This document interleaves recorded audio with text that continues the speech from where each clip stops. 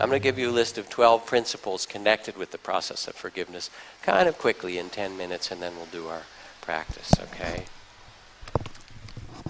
Here are the principles. First, understanding what it is and what it's not. And that was a little bit of what I elucidated earlier, that it's not condoning, and it's not a papering over, and it's not for the other person, and so forth. So there's an education. Then the second is to sense the suffering in yourself of still holding on to this lack of forgiveness for yourself or another. And start to feel that it's not compassionate, that you have this great suffering. It's not in your best interest to keep running the thoughts and feeling the feelings and doing the scenario. So you actually sense the weight of not forgiving. Third, you reflect on the benefits of a loving heart. And there are literal trainings and reflections. Your dreams become sweeter, you waken more easily, men and women will love you, angels and devas will love you. If you lose things, they'll be returned, it says. I don't know, as you go and love. People will welcome you everywhere when you're forgiving and loving. Your thoughts become pleasant. Animals will sense this and love you. And elephants will bow as you go by, it says. I don't know, you can try it in the zoo, right? Your babies are happy in the womb and as you grow up.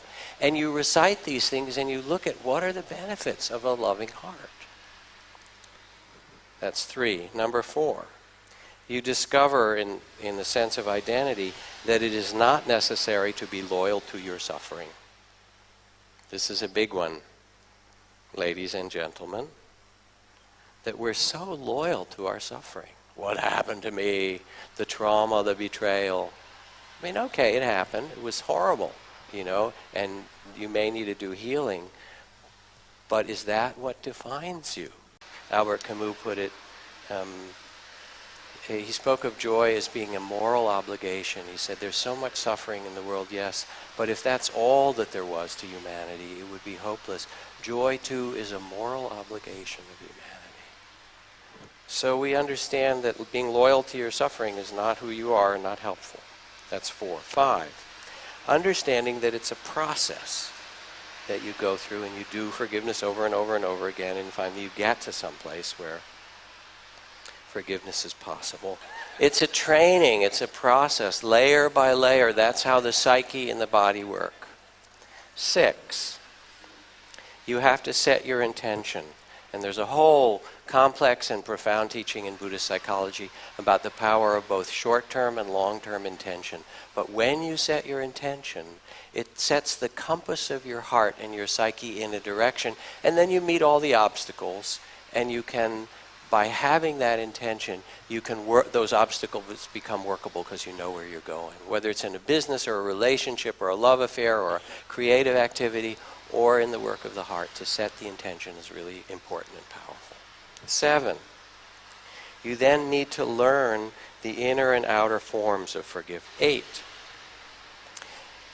inner technology requires that you start the easiest way.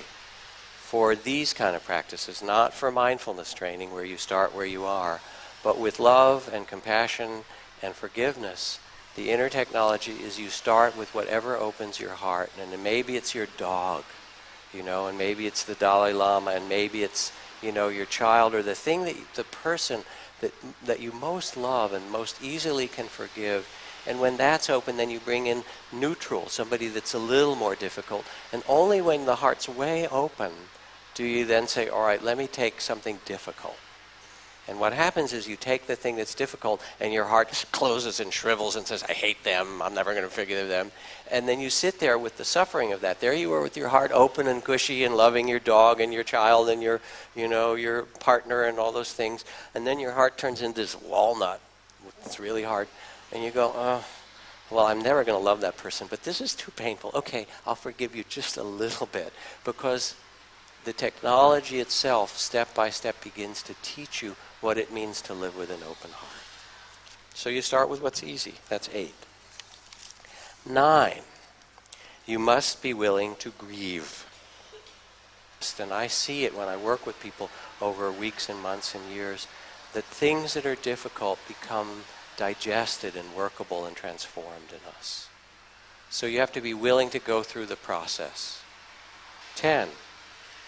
Forgiveness includes all the dimensions of our life, the foundations of mindfulness. Some of the trauma is held in the body, and there's all kinds of trauma practice that you can do to release what's carried in the body. Forgiveness is work of the body. It's work of the emotions, where you work with the unfinished business, and you start to feel that the capacity for your tears and your joy grows as you listen deeply. And that you allow yourself to have all these feelings, and in doing so, the space of awareness that can hold them all becomes more and more trustworthy. The last two, I'm going on, is the shift of identity. And this is a poem I will read from Juan Ramon Jimenez. He writes, "Yo no soy yo, I am not I. I am this one walking beside me whom I do not see, whom at times I manage to visit, and at other times I forget.